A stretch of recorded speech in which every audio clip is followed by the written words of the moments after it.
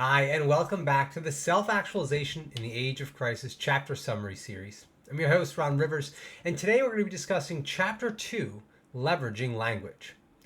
So, when we think about the context of language in relation to the single truth in the relational universe, it really is the way that we as fractional observers express our infinity into the world. Language is like the transference of thought. It's our way of expressing and communicating with the other. That is really never enough, right? Language is never enough to kind of fully express who we are, fully express our ideations, our imagination.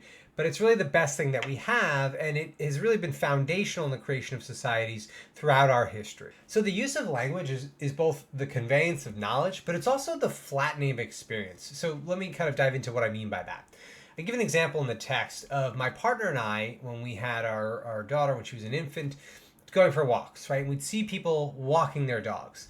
Now, to my partner and I, the dog is clearly understood, right? It's this omnivorous four-legged mammal. It's got hair, it's got some teeth, a tail, and overall pretty friendly, great companions. Now, our daughter, right, our infant child, sees something entirely different, right? This is new to her. It's this omnidirectional happening of sight, sound, and light. It pants, it makes noises she's never heard, it looks different. But then it happens, right? Dog. That's a dog.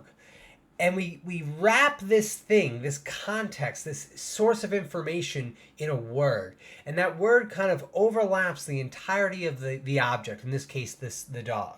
And suddenly the magic of life, right? This magic of the child, this magic of inspiration, just what's happening is kind of flattened in this image. And the word provides an anchor that will be used for future reference. So language is really fascinating in that it's obviously necessary for our ability to kind of communicate, to grow, to develop ourselves and our families and those around us, while at the same time diminishing of the totality of our experience, diminishing of our relationship with the universe as governed by the single truth in its fullest potential.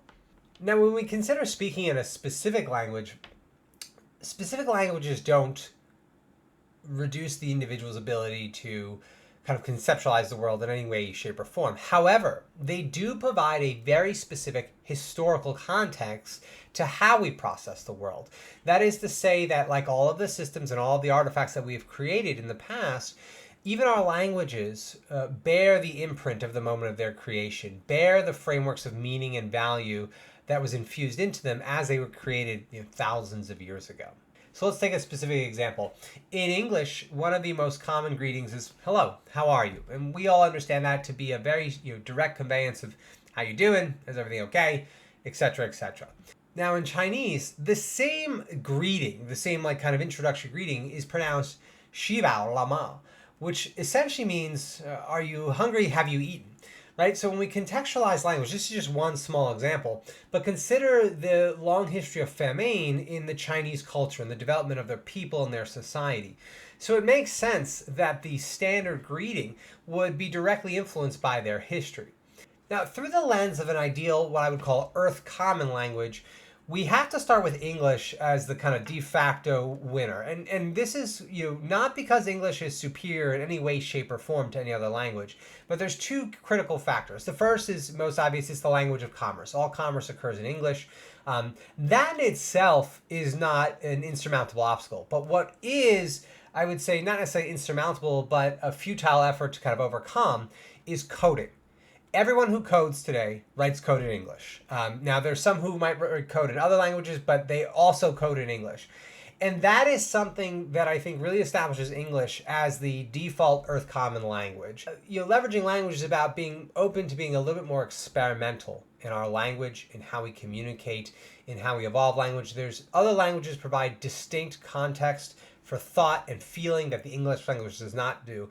So I think ultimately what we'd like to see is a kind of melding of languages. And I say Earth Common, I think that's really important as well. We want to detach language from a specific history because language, as we know, evolves very rapidly, right? Memes, culture, etc. New languages created every year. So it's never been a static thing.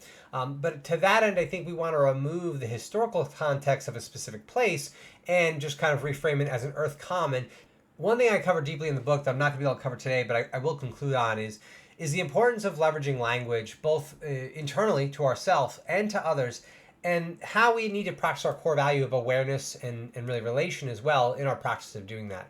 Language is a very, very powerful tool. It affects not only our individual worldview, but the worldview of others, and we really need to be mindful and active in our practice of it so as to better align ourselves with our core values in a universe governed by the single truth.